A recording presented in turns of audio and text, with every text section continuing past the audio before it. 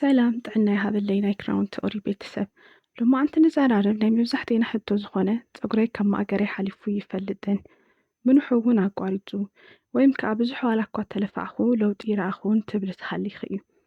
ሎማ ኣንቲ ግን ሓደ ዓብዪ ሓቂ ክነግረኪ ፀጉርኹም ምንሑ ኣየቋርፅን። ሓደ ጥዕንኡ ዝተሓለወ ዝኾነ ሰብ ኣብ ወርሒ ብማእኸላይ ፍርቂ ኢንቺ ይዓቢ እዩ። ንምንታይ ደኣ ቁመቱ ዘይውስኽ? ንምንታይ ከ ዕቤቱ ዘይርአ? ሎማ ኣንቲ ናይዞም ሕቶታት ሳይንሳውን ተግባራውን መልሲ ሒዘልኪ ቀሪበ ኣለኹ።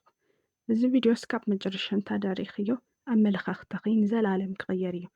ነዚ ቻናል ሓደሽቲ እንተዳ ኮንክን ሰብስክራይብ ብምግባር ቤተሰብ ይኹነ። ቅድሚ ናብ መፍትሒኡ ምኻድና ግን ሓደ ዓብዪ ምስሊ ኣብ ርእስኺ ክትስእል ኣለኪ። ፀጉርኺ ልክዕ ከም ታሕተዋይ ክፍሊ ቀዳዳ ከም ዘለዎ ሕሰቢ። ብላዕሊ ሓድሽ ፀጉሪ ናብ ባልዲ ኣቱ። እዚ ዕቤት ወይ ከዓ ግሮውዝ ይበሃል። ነገር ግን ናይ ፀጉርና ጫፍ እናተሰባበረ ተኾይኑ ባልዲና ኣብ ታሕተዋይ ክፍሊ ዓብዪ ክፍተት ኣለዎ ማለት እዩ። እቲ ማይ ክንዲ ዝደለየ ተተቐድሐ በቲ ክፍተት ምፍሳሱ ስለ ዘይቐሪ እቲ ባልዲ ብሱር ኣይመልእን። ናይ መብዛሕትኤና ችግር ዘይምንዋሕ ዘይኮነስ ምስብባር እዩ። ቁመት ፀጉሪ ንምርኣይ መጀመርያ ክፍተትና ምርኣይ ግድን ክኾን እዩ። ሎማዓንቲ ንሪኦ ናይ ፀጉር ምንዋሕ ዘይኮነስ እቲ ዝዓበየ ፀጉሪ ከመይ ተንከባኺብና ከም ንሕዞ እዩ። እስቲ ካብቶም ብዙሓት ስሕተታት እቲ ናይ መጀመርያ ናይ ኣተሓፃፅማና ስሕተት ንርአ። መብዛሕትኤና ፀጉርና ንሕፀቦ ልክዕ ከም ክዳን እዩ። እቲ ሻምፖ ሙሉእ ፀጉርና ጌርና ንድርዮ። እዚ ግን ንፀጉሪ ምስብባር እቲ ቀዳማይ ስሕተት እዩ።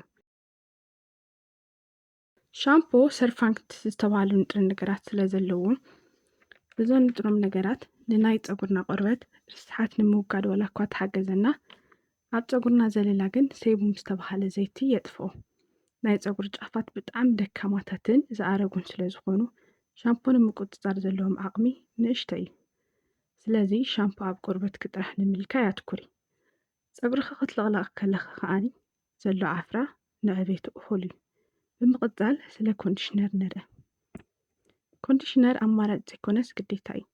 ደጋዊ ኣካል ብምዕፃው ናይ ፀጉርና ራሕሲ ንውሽጢ ስለ ዘቕርብ። ካልእ እቲ ዓብዪ ስሕተት ውዑይ ማይ እዩ። ውዑይ ማይ ናይ ፀጉርና ፕሮቲን ይዳኸም። እዚ ከዓ ንኽነቓቐልን ክውሕድን ይገብሮ። ኩሉ ግዜ ለብ ዝበለ ማይ ተጠቐሚ። ፀጉሪ እንትደርቕ ናይ ምልጣጥ ዓቕሚ ብዝለዓለ መጠን ይቕንስ። ልክዕ ከም ደረቕ ቅርንጫፍ ብቐሊሉ ይረግፍ። ፀጉርክም ብደረቕ ኣብ ትምሽጣሉ ሰዓት ብዝፍጠር ግጭት ወይ ከዓ ፍሪክሽን ምኽንያት ኣናእሽተይ ስብርባራት ይፍጠሩ። እቶም ስባራት እውን ናይ ፀጉርኪ ቁመት ይበልዕዎ። እምበኣርከስ መፍትሒኡ እንታይ ይኾን? ፀጉርኪ ቅድሚ ምንካእኺ ኤልቲኦ ወይ ከዓ ኤልኦሲ ዝበሃል መፍትሒ ተጠቐሚ። ማለት እውን መጀመርያ ብማይ ወይ ከዓ ሊኪድ ምርሓስ፣ ካብኡ ብቅብኣት ወይ ብክሪም ብዝበለፀ ራሕሲ ምፍጣር። ከምዚ እንትኾን ምምሻጥ ኣብ እንጥቀመሉ ሰዓት ብፀጉሪ ዘለላ ብዘይ ምንም ግጭት ንክሓልፍ ይገብር። ግጭት እንትቕንስ ከዓ ምስ ስብባር ደው የብል።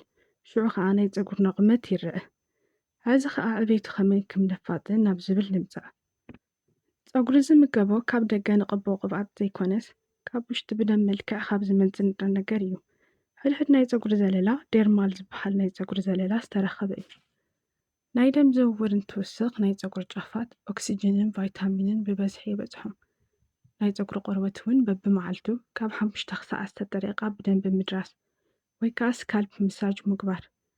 እዚ ክትገብሪ ከለኺ ከም ኣዝማሪኖ ወይ ፀሊም ኣዝሙድ ዝበሉ ዘይትታት ምጥቃም ውፅኢቱ ብዕፅፊ የፋጥኑ። ብተወሳኺ ጭንቀት ከተወግድ ክትክእል ኣለኪ። ኣብ ትጭነቕሉ ሰዓት ሰውነትና ኮሌስትሮል ዝተባሃለ ሆርሞን የመንጪ። እዚ ሆርሞን ናይ ፀጉርና ዕቤት የዛብዕ። ፀጉሪ ንኽረግፉን ንኽሰባበሩን ይገብር። ስለዚ ናይ እምሮ ሰላምኪ ንፀጉርኪ ወሳኒ እዩ።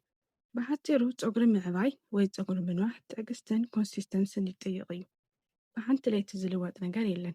ነገር ግን ሎማዓንቲ ዝተዘራረብናሎም ሳይንሳዊ ነጥብታት ብተደጋጋሚ ኣብ ተግባር ተውዒልክዮ ኣብ ዝተወሰነ ወርሒ ፀጉርኪ ከመይ ከም ዝልወጥ ትርእዮ ኢኺ። ብኡ እውን ክትገረሚ ኢኺ። ሕማቕ ልምድታት ኣውግዲ። ፀጉርኪ ብራሕሲ ተኸላኸሊ። ከምኡ እውን ናይ ፀጉርኪ ቆርበት ብደንቢ ብምምጋብ ፀጉርኪ ናይ ውሽጣ ጥዕና ንፀብራቕ እዩ። እዚ ቪድዮ ጠቃሚ ኮይኑ ተረኺብክዮ ላይክ ምግባር ከይትርስዑ። ከምኡ እውን ንመሓዝትኪ ንክበፅሕ ሼር ግበል።